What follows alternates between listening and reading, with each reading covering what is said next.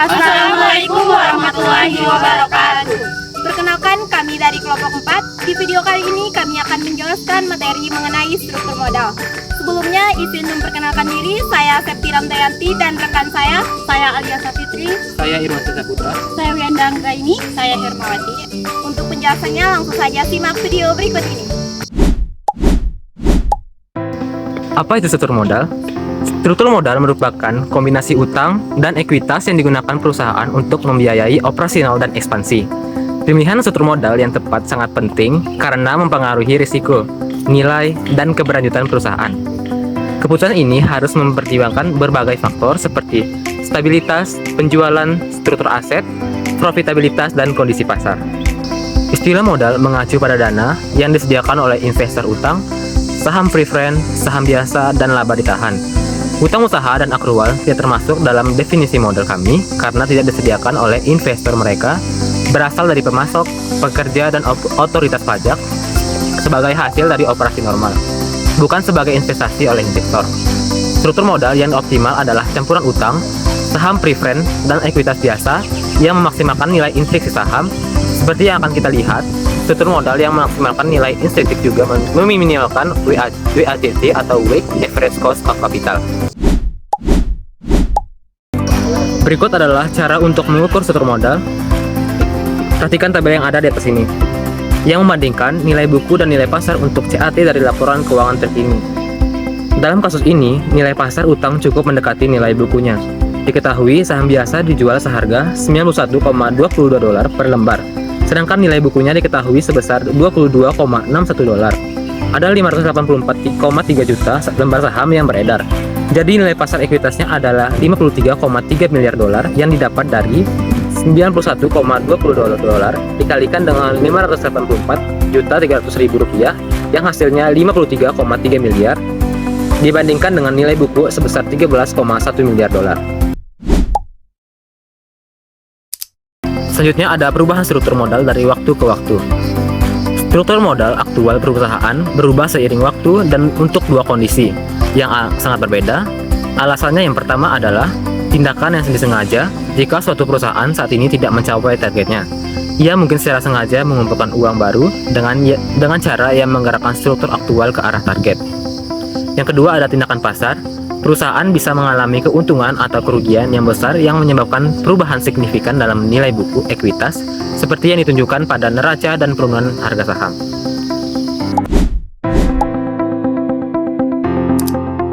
Materi selanjutnya yaitu tentang resiko bisnis. Resiko bisnis merupakan faktor penentu terpenting dari struktur modal. Resiko ini menunjukkan jumlah resiko yang melekat pada operasi perusahaan meskipun tidak menggunakan pembiayaan utang. Ukuran resiko bisnis yang umum digunakan adalah standar deviasi laba atas modal yang diinvestasikan perusahaan atau disebut ROIC. ROIC mengukur laba setelah pajak yang diberikan perusahaan kepada investornya. ROIC tidak berubah seiring dengan perubahan struktur modal, jadi standar deviasi ROIC atau SROIC mengukur resiko mendasar perusahaan sebelum mempertimbangkan dampak pembiayaan utang, sehingga memberikan ukuran resiko bisnis yang lebih baik. Nah, di atas ada contoh BigBe Elektronik, perusahaan yang bebas utang atau tanpa leverage. Grafik di atas, gambar 14.1 menunjukkan tren laba atas modal yang diinvestasikan BigBe dari tahun 2009 sampai 2017. Grafik ini menunjukkan kepada analis dan manajer sekuritas seberapa besar ROIC bervariasi di masa lalu dan kemungkinan akan bervariasi di masa yang akan datang. Nah, grafik di atas ini menunjukkan distribusi probabilitas BigBe berdasarkan data 2009 sampai 2017. Semakin besar ketidakpastian terhadap EBIT masa depan dan dengan demikian, ROIC semakin besar pula resiko bisnis perusahaan.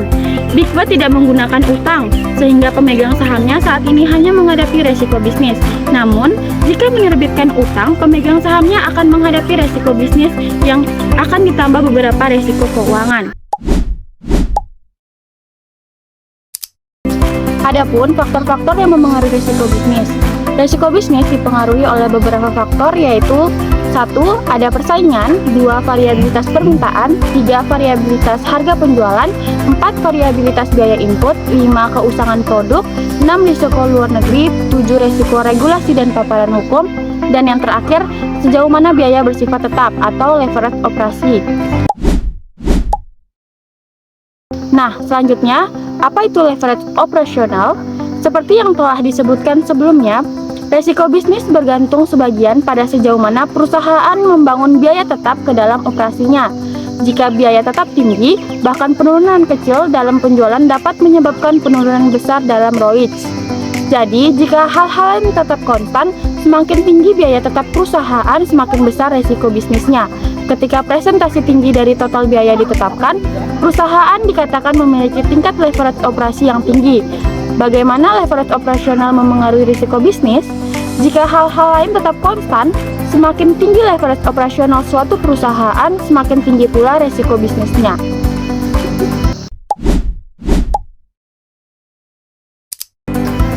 Selanjutnya ada resiko keuangan.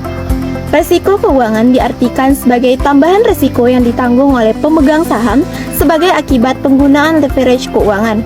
Artinya, jika makin besar penggunaan sekuritas bagi berbiaya tetap dengan presentasi bunga tertentu, hutang dan saham leverage, maka pemegang saham biasa akan menanggung seluruh resiko bisnis. Sehingga resiko terhadap turunnya nilai saham ditanggung oleh pemegang saham akan berlipat 2 kali jika dibandingkan kondisi awal. Analisis terhadap struktur modal pada dasarnya bertujuan untuk mengetahui pengaruh penggunaan utang atau leverage keuangan terhadap saham perusahaan. Karena perusahaan akan memutuskan apakah perusahaan perlu memasukkan komponen hutang dalam struktur modal, yang berarti menggunakan hutang sebagai sumber pendanaan atau tidak, yaitu unlevered. Kemudian, jika memanfaatkan leverage keuangan, pada jumlah berapakah penggunaan hutang? Dari berbagai keputusan tersebut, prinsip dasarnya adalah perusahaan harus memilih struktur modal yang dapat memaksimumkan harga saham perusahaan. Umumnya, makin besar penggunaan hutang sebagai sumber pendanaan akan meningkatkan resiko perusahaan, sehingga makin tinggi pula suku bunga yang akan dibebankan pemberi pinjaman.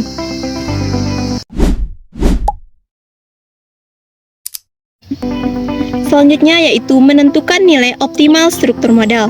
Seperti yang kita tahu bahwa harga saham berhubungan positif dengan laba yang diharapkan, tetapi berhubungan negatif dengan resiko yang lebih tinggi.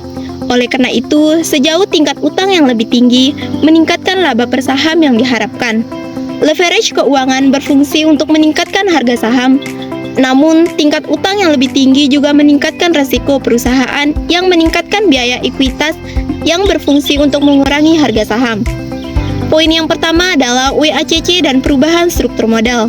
Struktur modal yang memaksimalkan harga saham juga meminimalkan WACC dan terkadang lebih mudah untuk memprediksi bagaimana perubahan struktur modal akan mempengaruhi WACC daripada harga saham.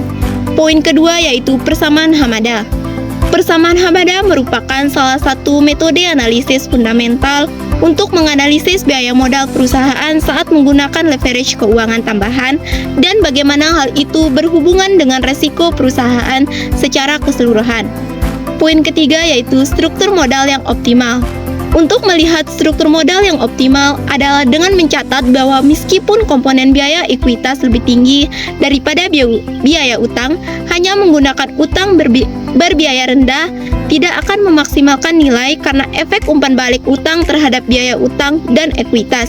Misalnya, jika Big B menggunakan lebih dari 40% utang atau 50% hutang, ia akan memiliki lebih banyak komponen modal yang lebih murah dalam struktur modalnya. Tetapi manfaat ini tidak akan lebih dari diimbangi oleh fakta bahwa utang tambahan meningkatkan biaya utang dan ekuitas. Dari selanjutnya ada daftar periksa untuk keputusan struktur modal. Faktor-faktor yang membuat keputusan struktur modal. Yang pertama ada stabilitas penjualan. Perusahaan yang penjualannya relatif stabil dapat dengan aman menggunakan lebih banyak hutang. Yang kedua ada struktur aset. Banyak perusahaan juga memperhitungkan kepemilikan kas yang diinginkan saat menetapkan target struktur modal. Yang ketiga ada leverage operasional. Perusahaan dengan leverage operasional lebih rendah akan lebih mampu menggunakan leverage finansial. Yang keempat, ada tingkat pertumbuhan perusahaan. Perusahaan yang tumbuh lebih cepat akan lebih bergantung pada modal eksternal. Yang kelima, ada profitabilitas. Sering diamati bahwa perusahaan dengan tingkat pengembalian investasi yang sangat tinggi menggunakan utang yang relatif sedikit. Yang keenam, ada pajak. Bunga merupakan biaya yang dapat dikurangkan dan pengurangan pajak sangat berharga bagi perusahaan dengan tarif pajak yang tinggi. Yang ketujuh, ada kontrol. Pengaruh utang versus saham pada posisi kontrol manajemen dapat mempengaruhi struktur modal. Yang kedelapan, ada sikap manajemen. Tidak seorang pun dapat membuktikan bahwa suatu struktur modal akan menghasilkan harga saham yang lebih tinggi daripada yang lain. Yang kesembilan, ada sikap pemberian pinjaman dan lembaga pemeringkatan. Sikap pemberian pinjaman dan lembaga pemeringkatan seringkali mempengaruhi keputusan struktur keuangan. Yang ke-10, ada kondisi pasar. Kondisi di pasar saham dan obligasi mengalami perubahan jangka panjang dan jangka pendek yang berdampak penting pada struktur modal optimal suatu perusahaan. Yang ke-11, ada kondisi internal perusahaan. Kondisi internal perusahaan itu sendiri juga dapat mempengaruhi struktur modal targetnya. Yang ke-12, ada fleksibilitas keuangan. Seorang bendahara perusahaan yang cerdik membuat pertanyaan ini kepada penulis. Perusahaan kami dapat memperoleh lebih banyak uang dari pelanggan modal dan keputusan operasional yang lebih baik daripada keputusan pembiayaan yang baik.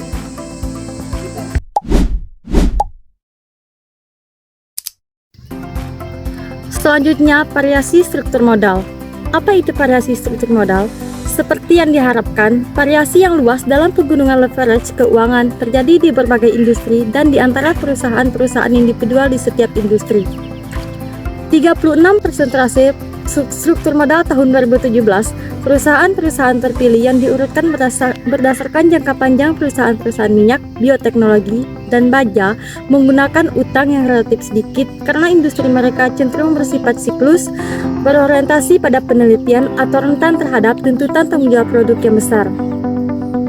Di sisi lain, toko kelontong, perusahaan utilitas, dan maskapai penerbangan menggunakan utang yang relatif besar karena aset tetap mereka menjadi jaminan yang baik untuk obligasi hipotek dan penjualan mereka yang relatif stabil membuatnya aman untuk menanggung utang yang lebih besar dari rata-rata. Rasio TIE memberikan indikasi seberapa rentan perusahaan terhadap kesulitan keuangan. Rasio ini bergantung pada 3 faktor, yaitu presentasi utang, tingkat bunga utang, dan yang ketiga, profitabilitas keuangan. Umumnya, perusahaan dengan leverage rendah seperti Alphabet Inc. dan Eli Lilly memiliki rasio cukupan yang tinggi, sedangkan perusahaan seperti Southern Company dan Kroger yang sebagian besar dibiayai dengan utang memiliki rasio yang lebih rendah. Contohnya seperti perbedaan besaran bunga dan perusahaan dan industri.